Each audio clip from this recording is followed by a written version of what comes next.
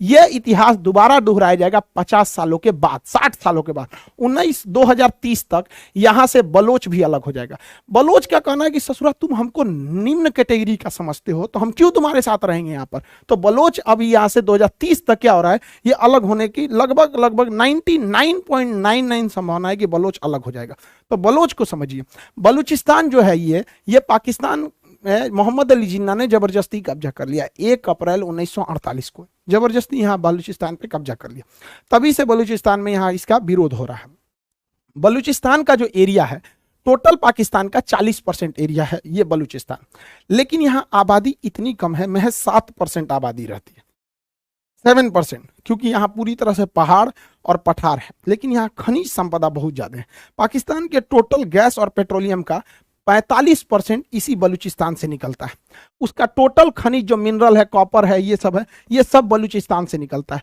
इसकी सीमा अफगानिस्तान से और ईरान से लगती है, इसलिए इसका स्ट्रेटेजिक महत्व भी है। पाकिस्तान का दूसरा सबसे बड़ा बंदरगाह ग्वादर बंदरगाह भी यहीं से है।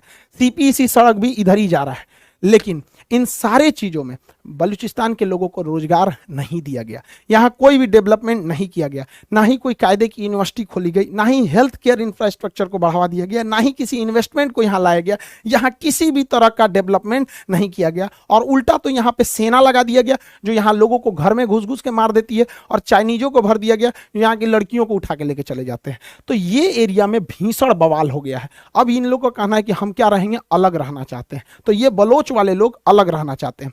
अब यहाँ पे डबल समस्या समझिए कि बलोच जो है, इनको भारत का समर्थन है, ये भारत के मतलब फेवर में रहते हैं। देखिए जब भी बलोच का झंडा देखिएगा तो इंडिया का झंडा साथ में रहेगा। तो बलूचिस्तान में ये अशांति देखकर यहाँ पर तहरीके तालिबान पाकिस्तान, ये भाई साहब देख रहे हैं, ये जो हीरो की तरह है, तो हम लोग के लिए तो ठीक है, ससुरा मार रहा है पाकिस्तान को, मार भाई तुम और तगड़ा एकदम यहाँ पे। तो हम लोग के लिए क्या कचरा है, हमारे दुश्मन का दुश्मन हमारा दोस्त। इंटरनेशनल रिलेशन में तो यही होता है, लेकिन हम लोग थोड़ा एथिक्स वाले हैं, खुल के सपोर्ट नहीं कर सकते हैं इनका। लेकिन आप तो समझदार हैं यहाँ पे। तो तहरीके तालिबान कहता है कि हाँ ये अलग होना चाहिए। दूसरा जो बलोच लोग हैं, लोग बलूच, ये भी अब पाकिस्तान से कहने लगे हैं कि हमको अलग करना है। और हद तब हो गई जब फरवरी में इन बलोचों ने पाकिस्तान के 200 रेंजर जवानों को, उनके जो बीएसएफ होती है रेंजर, मार के मौत के घाट उतार दिया वहां पर।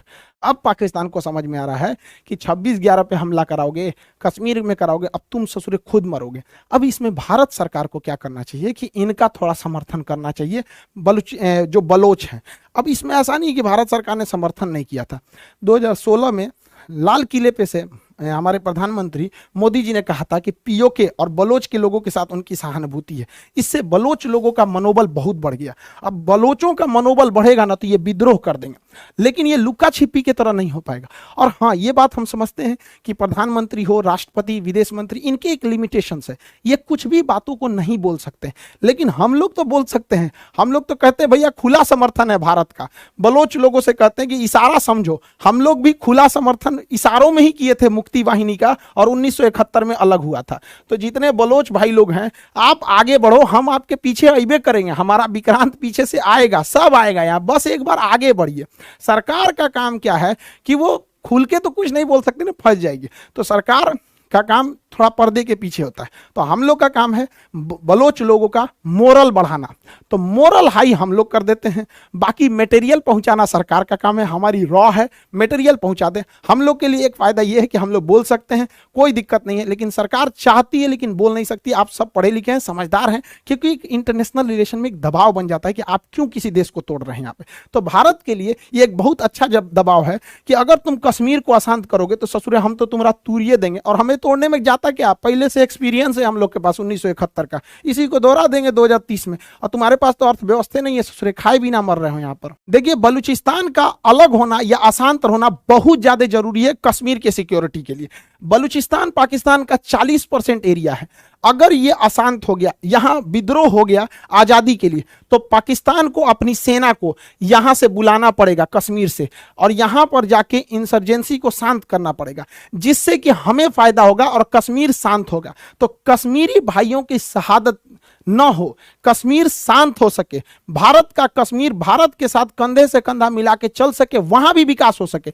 इसलिए कश्मीर के विकास के लिए यह जरूरी है कि एक नए देश का उदय हो, और इसके लिए जहां तक हो सके हम लोग से तो जितना बनता है कर सकते हैं। हम मोरल बढ़ा सकते हैं, आइडियाज आगे बढ़ा सकते हैं, लेकिन मटेरियल सरकार ले आएगी। बलोच लोग, आप याद रखिए, आपको आगे बढ़ना पड़ेगा। आप एक कदम आगे बढ़ाइए, बाकी सारा काम हम लोग कर देंगे यहां से।